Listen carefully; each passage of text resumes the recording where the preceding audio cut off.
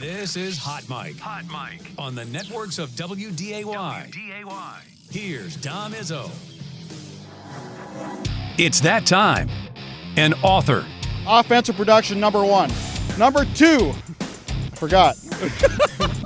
Golfer. It'd be like going on a 3-person best shot, and we were saying, Kolpack, you got to make a 25-footer every time. You wouldn't putt first. I'd have Tim putt first. And one heck of a TV personality. This game is for the Cooper Cup. It's the Forum's Jeff Kolpack. 4! I should have yelled 2. All right, now I can actually ask you, what was your Heisman ballot? Travis Hunter. Yeah. You know, and to me it was simple because the criteria is, and it's really one line, right? If you read it, Yes. is who is the best player in college football. Yeah. And for Travis Hunter to do what he did on both sides of the ball was just so historically crazy. Yep. And so to me, it was a no-brainer that he got my vote. Genty, number 2. Yep. And Dylan Gabriel, number 3. That's what I had. I thought Gabriel was really good at Oregon this year. Hunter was the best player, and that's what it says. That's what I read it, and that's what I went with. So, and it was pretty close, honestly. But if any other year, Ashton Genty wins that in a landslide, but he went up against the guy who was a unicorn. That's the best way to describe what Hunter was. And I had people ask me, were you biased because you saw him in person? There might have been a little bit of that for me in my vote to see him play. And I was on the sideline for that game, and he was the best player on the field that day. I bet I watched 4 or 5 CU games at least. And every time you're just he never came off the field. You're drawn to him. It's just like you watch where he's at. He's got some star power too. You look at him and he's got some personality to him. Is he going to be a D-back or receiver in the league? You're going to make more money at wide receiver right now. Yeah, I would think Dion would tilt him towards wide receiver. But isn't he made it known that he wants to do both in the NFL? I don't know if an NFL team will do that, but the last one to do it is his head coach. Who's going to have the number 1 pick? That's a good question. There's about 4 teams and still vying for that. The Giants are in there, the Patriots, the Raiders. Wouldn't you throw them at both just as a marketing thing to start? If you're the Giants, you sure would because you need something. But Dion also is going to determine where he and Shadur go play because he will say you're not. We will not sign if you draft. Is this a John Elway kind of thing? It's an Eli Manning kind of thing. Yeah, that's who it was. Yeah. Elway did the same thing, but it's an Eli Manning kind of deal. We got a few emails waiting for you here to start our show with you. Dom and Jeff, my first thought about this matchup is the Jacks are playing at a level right now that is good enough to win in Fargo. Conversely, the Bison are not playing at that level, and for me to pick them, it means I believe they will show me something in all 3 phases that I have not yet seen from them this year. I still haven't decided which of those scenarios I believe will happen. True. That's true. They are playing much better right now, and they are trending up more than NDSU. I'm still not convinced that Abilene Christian and Mercer University captured the whole 100% vibe of this team. But then you look at, Incarnate Word. Well, I guess they were in South Dakota State earlier in the season. So, the Jacks have that thing, and they were pretty competitive. So that they had the Jacks' attention, I would assume. Yeah. I'm just not convinced. And I go back to those Matt Entz years later on when he would reflect on the playoffs after the season and go, God, these guys, you just sort of got to get over this team. Yeah. It wasn't 100% effort on our guys' part because they didn't need to. They knew they could beat some of these teams without throwing the whole boat at it. I think they've played tight the last 2 weeks. I'll go even back to 3 weeks. South Dakota as well. Knowing what was at stake, wanted to take care of it, didn't in Vermilion, and then did enough for the last 2 weeks to get knowing this game was out there, whether it was going to be here or down in Texas, one way or the other. I think they're going to let it rip. Whether that's a win or a loss, I don't know. But I think you're going to see the same kind of intensity that they had in the game in October. But they did start strong against Mercer. I don't know if you can say they were tight there. But overall, if you play tight on this Saturday, then forget about it. And the old line doesn't get a better push, then that's troublesome too. And that was glaring, I think, and that's something, I asked Polisic after the game, and it's hard to obviously going to get a clear answer on that with Hunter Pontius, that they moved him at left guard, not right guard for the game, and moved Empey to right if they got the push they were looking for. Granted, Mercer's defensive line was going to do what you talked about in our podcast, and they did it and got some pushback on the Bison O-line in that game, if that's the same lineup we see for the game this Saturday. Yeah, then so you take my negativity, but then I'll flip it around. Mercer was pretty good. Yep. They had some all-time program great players who were seniors, and I know they've only been around since 2013, but I think in 10 years when the university looks back at this football program, they're going to look at this D-line as being pretty legit. Miles Redding is going to get he's going to get a shot at the big level. There's no question. He has ball skills. Yeah. Made 2 really good plays on Cam to pick him off twice. I am interested if they do that same offensive lineup, O-line lineup. If they move Empey back to guard and then put Bo Johnson in at right tackle, and that's a heck of a spot for a redshirt freshman, and then move Miller inside to right guard. If this didn't work as well as you should, right. I mean, you thought, then, you got to. But that's a heck of a spot you're at. Maybe you don't start the game like that, but maybe it changes throughout the game. I don't know. This is the game in October, think of the guys who made an impact in that game. Sam Young did for 2+ quarters, right? Luke Wirtz did all 4 quarters. Oscar Benson did for 3 quarters. All those guys got hurt in that game. Wirtz got dinged up. He played the whole game, but obviously Young, Peyton was done for the year. Benson got hurt. Peyton's not coming back. Sam Young's not coming back. We don't know about Luke Wirtz. The Bison are missing him. I really believe that. I don't know if I would have thought I would say that back in September, but I think they are. Back ailments are it's nothing hard. to mess with, oh, my man. goodness. Yep, it's not a sprained ankle. No. So I would doubt he would play if he hasn't played recently in the last couple of weeks. Tells me it's pretty chronic. Right. And that's something, he had the game of his life as a Bison that night and tackling and what he did against Wildy, what he did against Graham Goring, what he did against both of the Johnsons. Now, the Jackrabbits would counter that and say, well, wait a minute, Kirby Voorhees, their great running back, didn't play. Tucker Large, their All-American safety, didn't play in that game. Yeah, they're healthier. So they're trending in this direction upwards right now. Now, Chase Mason, their backup quarterback, just came back. He's not 100%, but he got some more run still in that your game. backup guy. I think you don't take the ball out of Gronowski's hands. Oh, I disagree. Mason will get the ball. Look what he did in the game. He had a 70-yard touchdown. I think you're going to see him flexed out. That's the thing. You let Gronowski wing it because he was uncomfortable in that game. Mason also fumbled on Saturday. He did, but he also has some wheels. If he's anywhere close to 100%, you let him a couple carries, but I'm just generally you don't take the ball. I don't know about that. All right. I don't think that's just I don't know.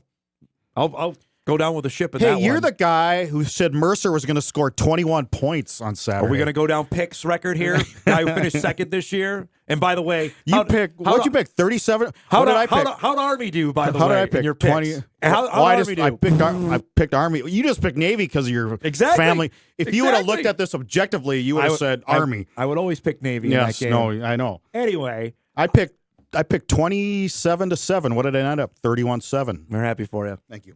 We're happy you showed up at a basketball game, too, by the way. We'll give you some props on that. We'll get to hoops in a minute. 2 in a row now.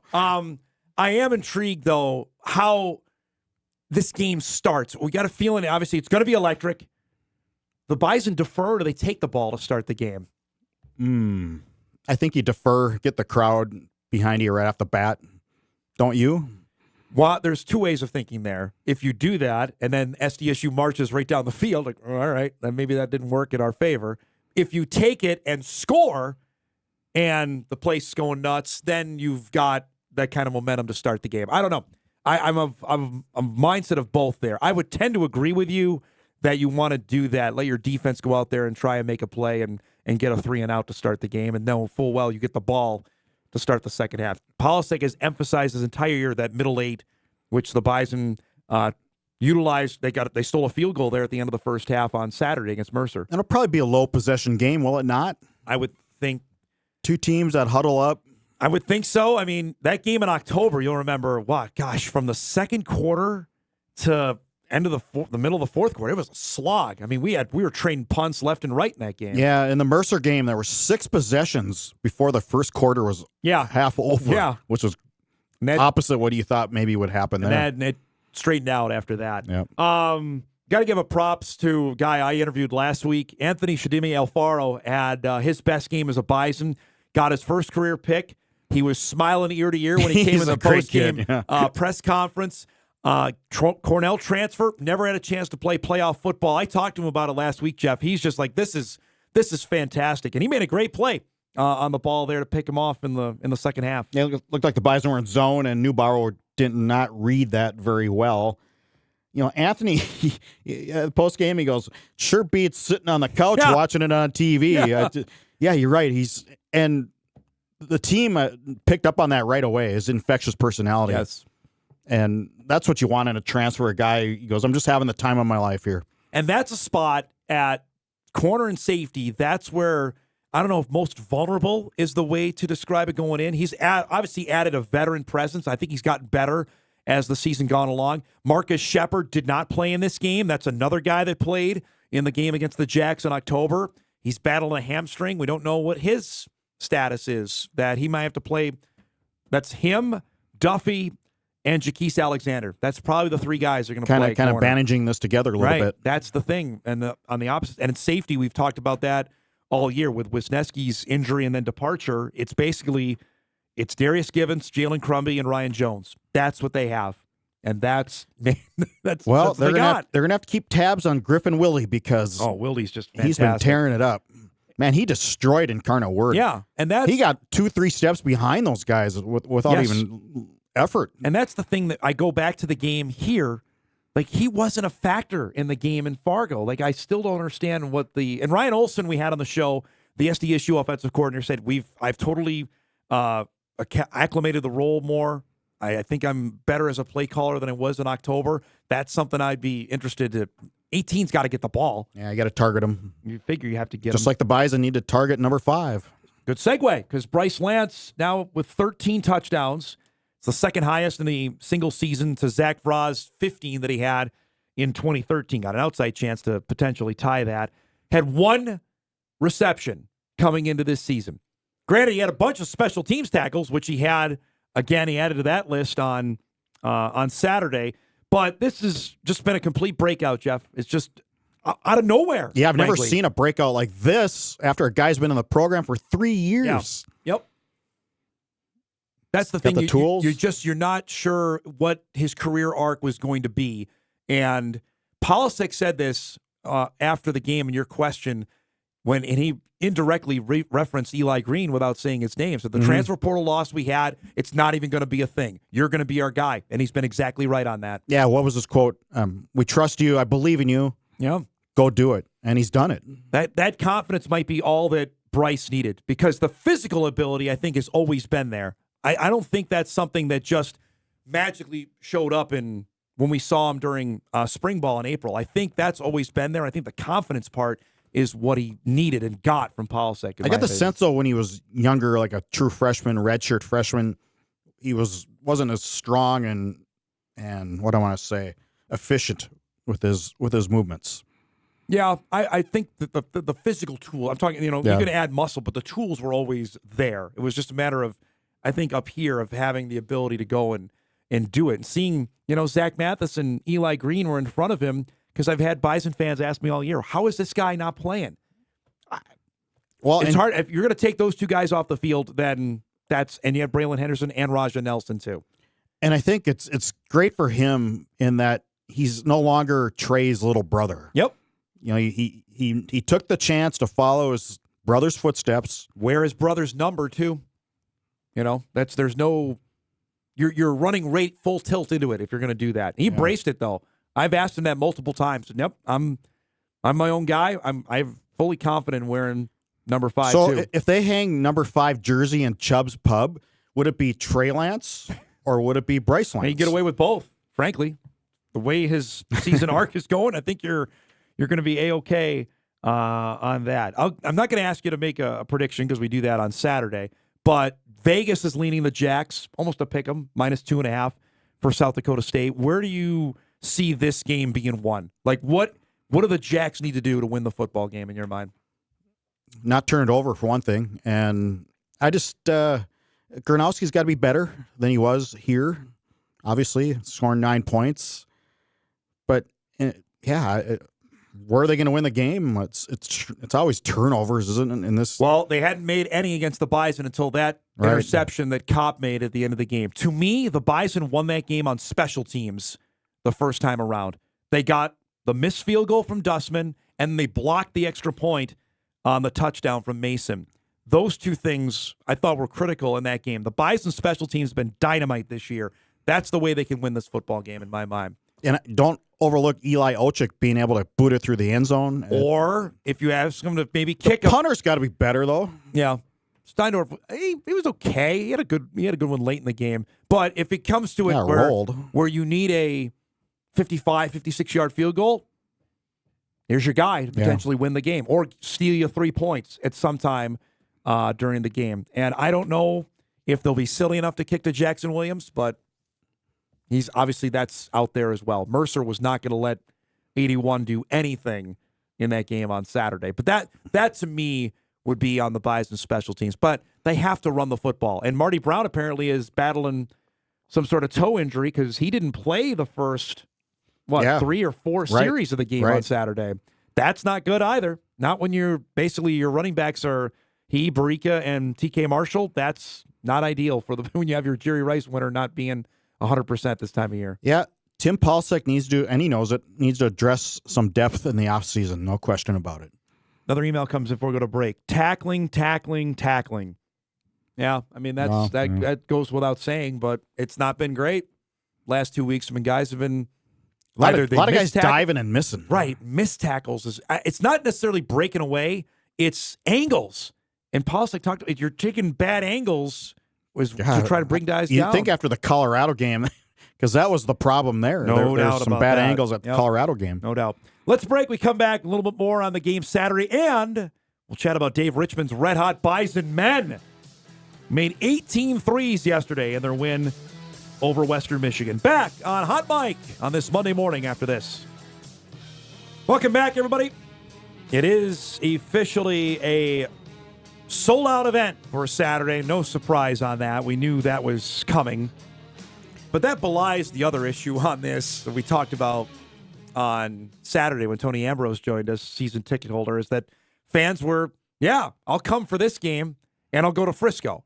But the first 2 games, I'm not coming. And that's there's a bridge there that has not been connected, and I don't know how they're going to maybe never connect it as long as they're in FCS.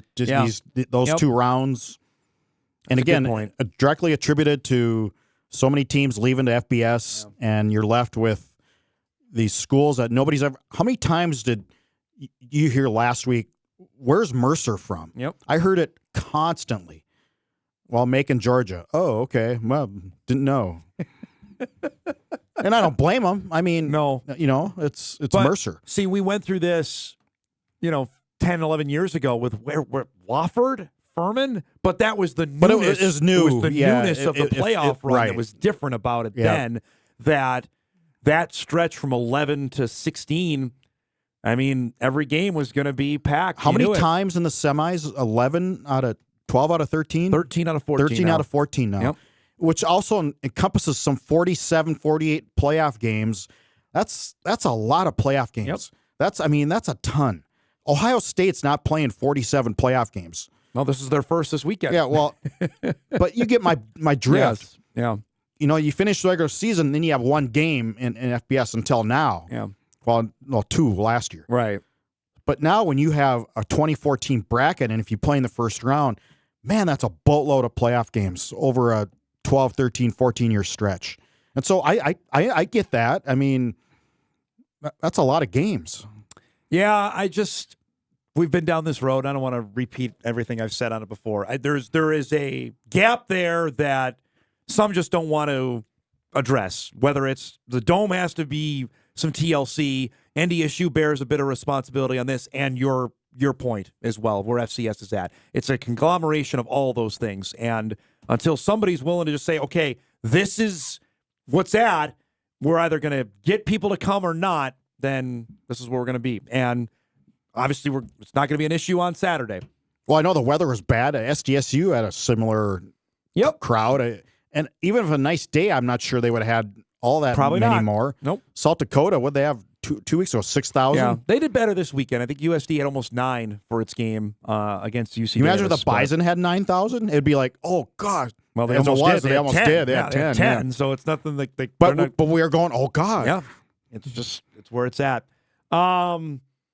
Email comes in, Dom, will the transfer portal move to January? We know the power conferences drive the ship. If you missed the story late last night, Penn State's backup quarterback went in the portal, and the national college football reporting industry lost their collective minds because of this. And I tweeted this out. Like, hello.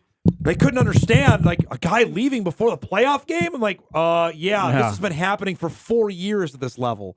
Like, they don't care about FCS playoffs. I get it. No one reports on it, but this has been happening for 4 years. So to answer that question, though, but you can't. I don't think you can because of the school. academic calendar. You cannot change the portal to January. Well, you could to like January 2nd, like the 2nd through, I don't know, the 9th, because school doesn't start that early. I don't think so. I think normally semesters start in the middle of January. Yeah. You know, you could do January 2nd to January 9th. When I look back, I may have gone to the first day to pick up the syllabus and may not have returned for another week. Wow. I didn't get away with that. So that goes into middle of January. I would say, but I can know from the great State University of New York at Oswego, we started like January 15th, January 16th. So you can get your transcript in order there if you wanted to do it by then. You never picked up the syllabus and then came back a week later? This is why I went for 5 years. I needed to go every day, and it still wasn't. A couple classes you can't do that. It still wasn't enough. Media law was the worst. I love media law. I actually took a graduate class on that. Loved it. That was difficult. Dennis Fisher was a prosecuting attorney for the Gordon Call case. God, we get him off track on talking about that case, and it was just fascinating city. I had my professor love the word erroneous just to go out talk to me because everything I said was erroneous. Everything was wrong. Everything was. So nothing changed on that. Nope. Let me just give you 2 words here on the Bison men's basketball team. The latest net rankings here, they are up to 97, moved up 18 spots after last night's win over Western Michigan. 18 made threes. They've won 7 in a row. They're humming right now. Credit Dave for changing his ways. And I know we belted on it here now for a couple of weeks, but credit him for changing A, on the portal, on what guys to get, and B, on a style of play. Gone. We're never going to see the Andrew Morgan back to the basket center anymore, I don't think, under this system. It's fun to watch. This is fun to watch basketball. When all 5 guys can pop it. And they did yesterday. With Jakari White, was Mason Miller. Jackson Money was out there. Knocking down threes. Feddersen hit one in the game. I mean, that's tough to defend. And right now, as nobody's played a conference game yet. I get it, but they're the odds-on favorite to me. St. Thomas is going to be in the mix, and obviously the Jackrabbits will as well. But these net rankings shouldn't be overlooked. And some, are just bad. Omaha, bad. Kansas City, bad. Denver, bad. UND, 315. Oral Roberts, Jeff, is at 331. There's 364 Division I teams. It's not good. This team, it's just, if you're not going to, after December, once January, this is a fun team to watch. This is not the... to me, by far, the most fun team I've seen, going back to the Trayvon Wright days. That they had some guys that could really... Marshall Bjorklund, Taylor Braun, those guys were Mike Felt. They were all really, really good. This is not the, cycle offense and weave out front. Wait till 8 on the shot clock and go to the basket. No. This is not if you're that open kind. from 3, you pop it. They are. It's fun to watch. And Jackson Money is a fantastic player. And I've had people ask me, well, why didn't the Bison recruit him out of high school? Well, all right. Well, to your point, you wrote about this on Friday. He grew 2 inches after he got to Aberdeen. I don't know if he was ready to play Division I basketball. You can do that if you want. If you want to go, I'm fine. Well, the rap on him, he was a little soft. Yes. But that turned out not to be true. At Northern, he wasn't soft. He was calm. Yep. There's a difference. You can be strong and calm. You're not. Yeah. It's not the. I think people read too much into the body language. He was highly sought after in the portal, and the Bison used their hometown connection as best they could. Jackson obviously has a young Mason family Miller's as well. been great. Mason Miller's been really, really good. I don't think you can underestimate his arrival for a guy that didn't play a lot. He does everything well, and that's what Dave really likes about him being out there. He's a pretty on tough the floor. defensive player, too, for his size. And Watkins is tough, period. The man had a compound fracture in his nose. End of discussion. And he's still playing, and he facilitates, and he plays pretty good D. I was there. impressed with Andy Stefanowicz. I'm really impressed how he runs the show and sees the floor. Yeah. He sees the floor so well. I'm not saying so much for this year, but down the line, this guy is going to be an elite mid-major guard if they hold on to him. I like what the set has done. The set has his He's role. gotten better. He goes to the basket. He scores. He plays good D as well. That's another. There's a guy that's gotten better. Correct. Underestimated part of this team. But this team, So, I'm most impressed with. You got all these new parts. You basically have 5 regulars who weren't here last year. Yep. And you would think they would take until January, February for it to really mesh. And they've come together, and they look cohesive now in December. Well, we watched that Samford game, and that was brutal down the stretch. They had that game won, and they haven't lost since. So something certainly clicked down there in Alabama. You got older they've been guys. really good. You got older guys who can handle adversity a little bit better. Maybe, yeah. And figure out what needs to be done. It's going to be fun to watch. They got a week off. They play a week from tonight against Cal State Bakersfield, and then it's on to Summit League play. And they run right into it. St. Thomas is the first league game, and St. Thomas is humming. So that's going to be a fun one. That also is at the Shack right after the first of the year. Great stuff as always. We look forward to doing a video blog coming up. We got it. And then, obviously, the game coming up on a Saturday. Thanks, Jeffy. Jeff Kolpack joins us each and every Monday at 10 o'clock. Get us ready for Bison football, and, of course, NDSU-SDSU Saturday, 11 a.m. on WDAY. We'll break. We come back. Jay Elson will join us, who's called both the Jacks and the Coyotes this season. Get his thoughts on semifinal weekend. That's coming up when Hot Mike returns.